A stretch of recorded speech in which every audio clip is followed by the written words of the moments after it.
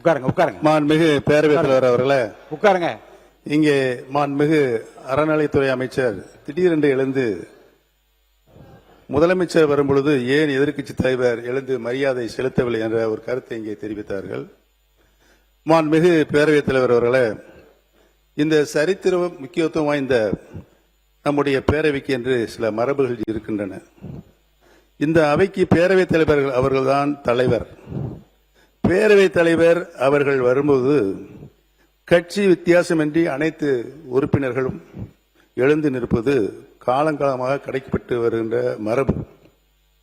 முதலமைச்சராக இருப்பவர்கள் இந்த அவையில் நுழைந்தவுடன் நேராக தங்கள் இருக்கைக்கு சென்று அங்கிருந்து ஒரு வணக்கம் செலுத்திவிட்டு அமர்வுதான் மரபு. ஆனால் மாண்புமிகு முதலமைச்சர் அவர்கள் அவைக்கு நுழைந்து நடந்து சென்று அங்குமிங்கும் திரும்பி வணக்கம் செலுத்திவிட்டு பிறகு தனது இருக்கையில் அமர்கிறார். இது ஒரு புதிய பழக்கமாக இருக்கிறது.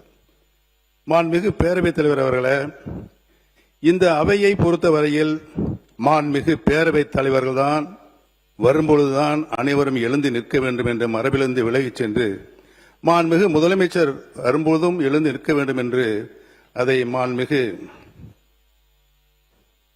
பேரவைத் தலைவர்கள் தான் முடிவு செய்ய வேண்டும். நான் மாண்புமிகு பேரவைத் தலைவர்களும் ஒரு சின்ன கிளாரிபிகேஷன் கேட்கின்றேன். அதே நேரத்தில் புதிய மரபாக மாண்புமிகு முதலமைச்சர் வரும்பொழுது எழுந்து நிற்க வேண்டும் என்றால் இந்த அவைக்குள் மாண்புமிகு எதிர்க்கட்சி தலைவர் அவர்கள் வரும்போதும் அனைத்து உறுப்பினர்களும் எழுந்து நிற்க வேண்டுமா என்பதையும் மாண்புமிகு பேரவைத் தலைவர் அவர்தான் முடிவு செய்ய வேண்டும் என்று நான் பணிவோடு உங்களை கேட்டுக்கொள்ள கடமைப்பட்டிருக்கிறேன். அதை ஆளுங்கட்சி உள்பட அனைத்து உறுப்பினர்களும் எழுந்து நிற்பார்களா என்பதனையும் மாண்புமிகு பேரவைத் தலைவர் அவரிடம் நான் விளக்கம் கேட்க கடமைப்பட்டிருக்கிறேன். மாண்புமிகு பேரவை உறுப்பினர்களுக்கு திடீரென்று ஒரு விளக்கத்திற்கு நான் விடையளிக்க வேண்டும் என்று அவர் விரும்புகிறார். மாண்புமிகு முதலமைச்சர் அவர்கள்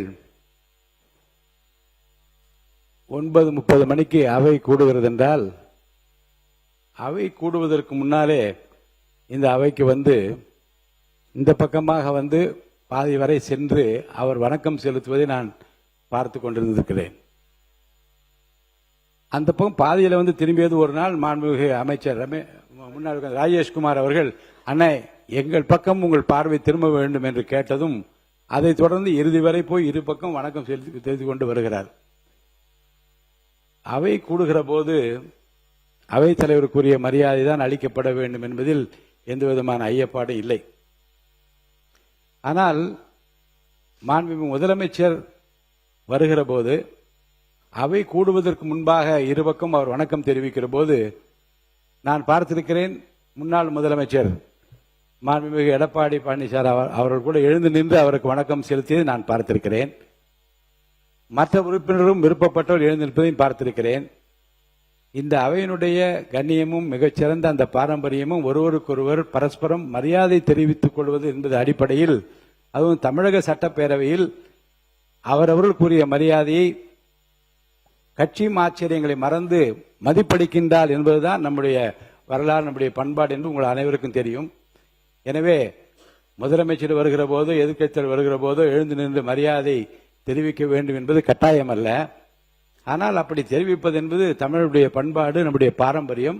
அந்த கண்ணியத்தை இந்த அவையிலே காப்பாற்ற வேண்டுமா வேண்டாமா என்பதை பற்றி கூட அவர் விருப்பத்திற்கு ஏற்ப நான் விட்டு விடுகிறேன். அதை பற்றி நான் யாரையும் வந்து செய்துதான் ஆக வேண்டும் என்று கட்டாயப்படுத்த முடியாது. அவரவர்கள் கொடுக்க வேண்டிய மரியாதையை தங்கள் மனதிற்கு ஏற்ப அவர் கொடுப்பது அவருடைய உரிமை, அதன்படி செய்து கொள்ளலாம். மாண்புமிகு நீர்வளத்துறை அமைச்சர் அவர்கள். மாண்புமிகு பேரவைத் தலைவர் அவர்களே, எங்களுடைய முதலமைச்சர் அங்கும் இங்கும் அப்படின்ற வார்த்தையை நீங்க நீக்கணும் சபை குறிப்பிலிருந்து. ஏன் அதை சொல்றோம் அப்படின்னா, மரியாதை எல்லா சட்டமன்ற உறுப்பினர்களுக்கும் மரியாதை கொடுக்கக்கூடியவர் தான் எங்கள் தலைவர் என்பதை இந்த நேரத்தில் தெரிவிச்சுக்கிறேன். அண்ணன் மாண்புமிகு அண்ணன் அவர் பார்த்தீங்கன்னா அம்மா முதல்வராக இருக்கும்போது அண்ணன் எழுந்து நிற்பாரு, குனிந்தபடி நிற்பாரு. அது தமிழகமே அறியும். அது மாதிரி அண்ணா அவர் சொன்னாரு, ஒத்த முகத்துக்கோசம் தான் உங்களுக்கு எல்லாருக்குமே ஓட்டு விழுந்து நீங்க எல்லாருமே உட்கார்ந்து இருக்கிறீங்கன்னு. அதை அவர் ஒத்துக்கினதுக்கு எங்களுக்கு அவருக்கு நான் நன்றி இந்த நேரத்தில் நான் தெரிவிச்சுக்கிறேன். நாங்கள் தான் சொன்னோம்ல, நான் டி நகர் தொகுதியிலிருந்து என்னை தேர்ந்தெடுத்தார்கள் மக்கள். நான் வெறும் 4 நாட்கள் மட்டும்தான் ஓட்டு கேட்க போனேன். அப்படி இருக்கும்போது தலைவர் தளபதி கோசம் மட்டும்தான் எங்க எல்லோருக்கும் மக்கள் வாக்களித்தார்கள் என்பதை நாங்கள் தெள்ளத் தெளிவாக ஏற்றுக்கொள்கிறோம். ஏனென்று சொன்னால் தலைவர் தளபதி முதலமைச்சராக வர வேண்டும் என்று தமிழ்நாடு மக்கள் முடிவு செய்து விட்டார்கள். அதன் அடிப்படையில் எங்களுக்கு வாக்களித்தார்கள் என்பதை இந்த நேரத்தில் தெரிவித்துக் கொள்கிறேன். பட்டியலில் என்னையும் சேர்த்துக் கொள்ளுங்கள். அவரை பார்த்தா எனக்கு வாக்களித்தார்கள். மாண்பு மக்கள் நல்வாழ்வுத்துறை அமைச்சர் அவர்கள். மாண்புமிகு பேரவைத் தலைவர் அவர்களே, தளி சட்டமன்ற உறுப்பினர் அன்பு சகோதரர் பேசுகையில் இந்த நெக்ஸ்ட் எக்ஸாம் பற்றி கேட்டார். நான் இப்பொழுது அந்த கூடுதல் தகவலை உங்கள் முன் நான் சொல்லிக்கொள்ள கடமைப்பட்டிருக்கிறேன். 13/7/2023 அன்று நேஷனல் மெடிக்கல் கமிஷன் வெளியிட்ட பொது வெளியீட்டு அறிக்கையில் மறு உத்தரவு வரும் வரை அந்த நெக்ஸ்ட் எக்ஸாம் நிறுத்தி வைக்கப்பட்டுள்ளது என்பதை ஒரு பப்ளிக் அறிவிப்பாக வெளியிட்டிருக்கிறது என்பதை இந்த பேரவையின் வாயிலாக நான் தெரிவித்துக் கொள்கிறேன்.